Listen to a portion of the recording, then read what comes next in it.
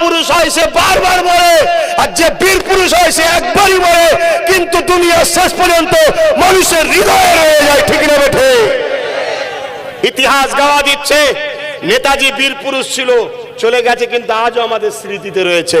মুহাজ্জির পীর আবু বকর সিদ্দিক বীর পুরুষ ছিলেন, তিনি চলে গেছে, কিন্তু আজও তাম ওয়ার্ল্ডের কোটি কোটি মানুষের হৃদয়ে। ইসলাম কেন?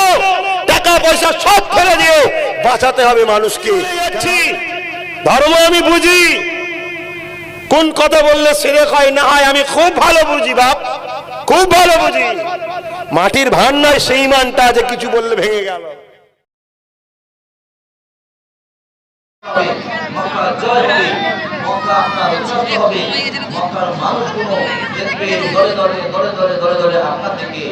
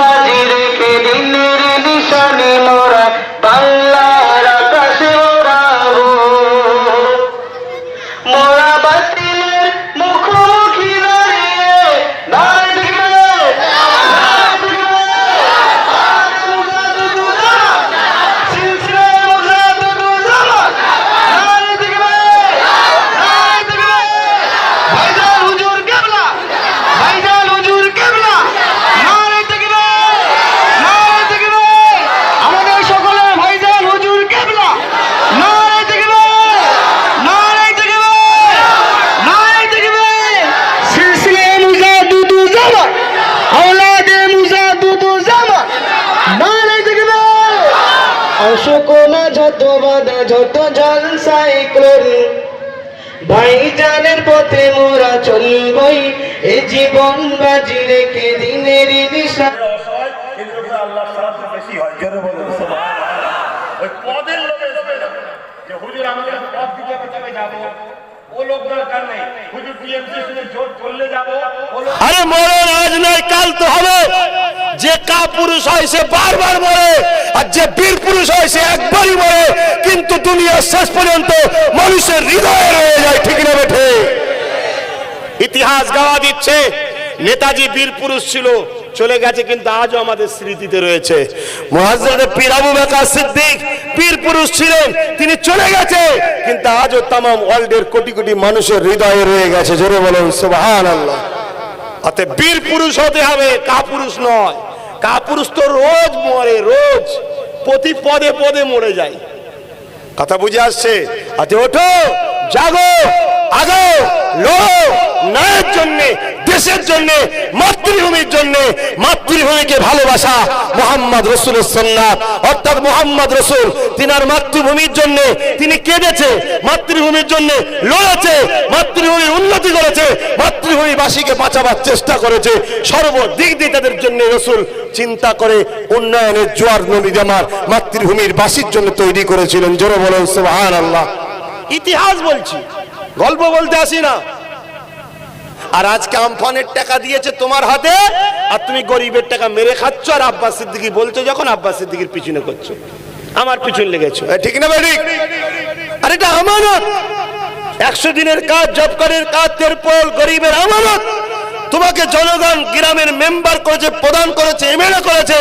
জনগণের অধিকারটা জনগণকে পৌঁছে দাও, এটা আমানত। এটাকে খেয়ানত যে করেছে মানবরূপী শয়তান। আজকে এই আন্দোলনটা করা দরকার আমাদের। নাই আমি আব্বাস সিদ্দিকীর অভাব নেই, ডেলি 1.5 লাখ টাকা ইনকাম আমার, এ রাস্তা ছেড়ে দেবো, জলসা করবো, ডেলি 3 জায়গায় যাবো, 3, 50, 1.5 লাখ দে বাবাই। নাই যা, আমার আল্লাহ শুকরে এত ভালোবাসার মানুষ আছে, তাও নিয়ে উঠতে পারবো না। আমি এই জায়গায় আসলাম কেন? টাকা পয়সা সব ফেলে দিয়ে বাঁচাতে হবে মানুষকে। কেন? আল্লাহর সৃষ্টিকে ভালোবাসা, মহান স্রষ্টাকেই ভালোবাসা হবে। জোরে বলুন সুবহানাল্লাহ।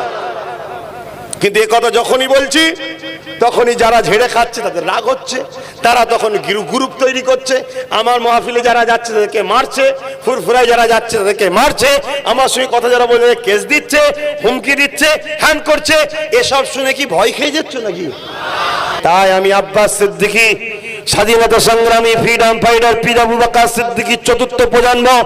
আমি চাই বাংলার বুকে যুব সমাজ আমার পাশে আছে, মা বাপ আমার পাশে আছে, জাতি ধর্ম নির্বিশেষে সমস্ত ধর্মের মানুষ আজকে আমাকে ভাইজান ভাইজান করে ডাকছে, সবাই বাবাজি বাবাজি করে ডাকছে।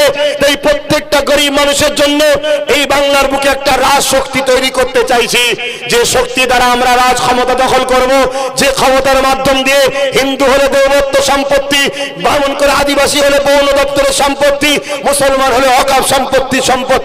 এই সম্পত্তি থেকে কোন গরিব যদি চিকিৎসার অভাবে মারা যেতে লাগে, ওই গরিবকে চিকিৎসার অভাব মেটাবার জন্য তাকে চিকিৎসার খরচ দেওয়া হবে। কোন ছেলে মেয়ে যদি মাধ্যমিকে 90% নাম্বার পায়, ওই বোনটাকে লেডি ডাক্তার করা হবে, ভাইটাকে ডাক্তার ইঞ্জিনিয়ার জজ করা হবে, এর জন্য অকাপ সম্পত্তি থেকে পয়সা দেওয়া হবে। কোন মেয়ে যদি পেটের জ্বালায় নোংরা জায়গায় নেমে যায়, আমরা চাইছি অকাপ সম্পত্তি থেকে ওই বোনের খরচের ব্যবস্থা করে দাও। এবং কোন মেয়ে যদি গরিব হয়ে বাপ বিবাহ দিতে পারছে না, মা বিবাহ দিতে পারছে না, টেনশনে আত্মহত্যা করছে, বিষ খাচ্ছে, মারা যাচ্ছে, এই প্রেসারের মধ্যে রয়েছে, আমি চাই এই অকাপ সম্পত্তি থেকে প্রত্যেকটা গরিব মেয়ের বিবাহের জন্য 5 লক্ষ করে টাকা যেন অ্যালট করা হয়, গরিব বাপ মা গেলেই যেন পেয়ে যায়। এইরকম একটা আইন, এরকম একটা দুর্নীতি মুক্ত বাংলা তৈরি করার জন্য আমি আব্বাস সিদ্দিকী 2021-এ রাজ ক্ষমতায় নামছি। আমি এই নামাটা ভুল হবে না ঠিক হবে? ভুল হবে না ঠিক হবে? যারা ঠিক বলছেন হাত তুলে দেখাবেন। নামতে পারি তো নাকি? হাত নামান। 2016 থেকে চিৎকার দিচ্ছি প্রত্যেকটা পরিবারে যেন কম করে একজন করে চাকরিজীবী থাকে।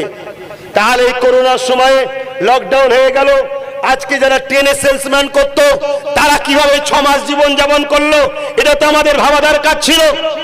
আজকে যারা ভ্যান চালিয়ে খেত, এই লকডাউনের সময় তাদের জীবিকা কিভাবে হলো, এটা কি কোনো সরকার খোঁজ নিয়েছে? আজকে এইভাবে দিন মজুরদের কি অবস্থা হলো?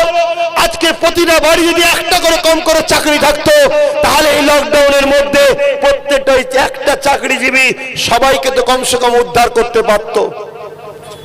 আসুন এই বাংলায় গরিবদের বাঁচাতে, দলিতদের বাঁচাতে, আদিবাসীদের বাঁচাতে, মতুয়াদের বাঁচাতে, বঞ্চিত মানুষের অধিকার ফিরিয়ে দিতে আমি আব্বাস সিদ্দিকী একটা শেষ কথা বলে যাই, প্রকাশ্য বলে যাচ্ছি, ইসলামে রাজনীতি করা হালাল না হারাম?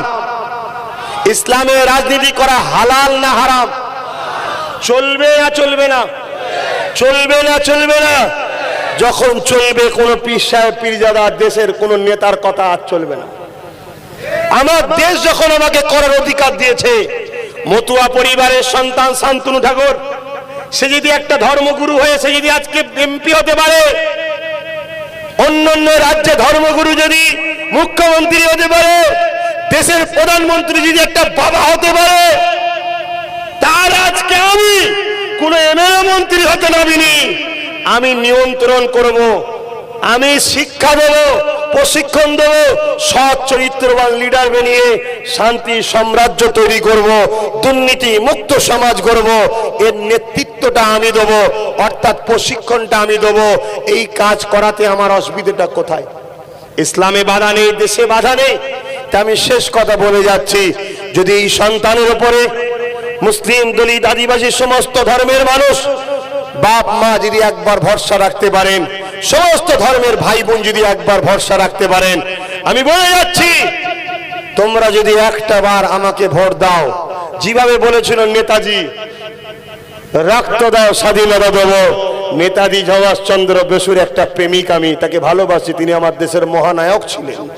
আমি বলে যাচ্ছি, ধর্ম আমি বুঝি, কোন কথা বললে শিরক হয় না হয় আমি খুব ভালো বুঝি বাপ, খুব ভালো বুঝি।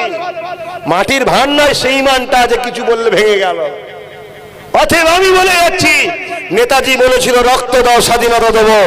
একটাবার বিশ্বাস করে আমার ক্যান্ডিডেটকে ভোট দিয়ে জিতাও, আমি ইজ্জতের সাথে মাথা তুলে বাঁচার অধিকার দেবো। যদি বিশ্বাস থাকে, জাতি ধর্ম বর্ণ নির্বিশেষে সবাইকে বলে গেলাম, যদি বিশ্বাস হয়। উলি যাবো, ইনি বলছে আমি উলি যাবো। এই বাচ্চাটার ছিল, ইনি বলছে না তওবা করতে চেয়েছিল, নিয়ত করেছিল। সকলে একবার চিৎকার দিয়ে বলবেন আল্লাহু আকবার। আরেক চিৎকার দেবেন আল্লাহু আকবার। এবারে বলেন আল্লাহুর রহমান, আল্লাহুর রহিম। কত দয়ালু, কত মেহেরবান, কত ভালোবাসে। কলমকে বলছে কলম লেখো, কি লিখবে? লেখো। ফারিস্তারা কাঁধে আছে, গুনাহ লেখা লেখে নাকি নেকি লেগে লিখছে। যখনই বান্দা নেকির কাজ করে, নিয়ত করে, নেকির কাজ, কলম চুপ করে বসে থাকে।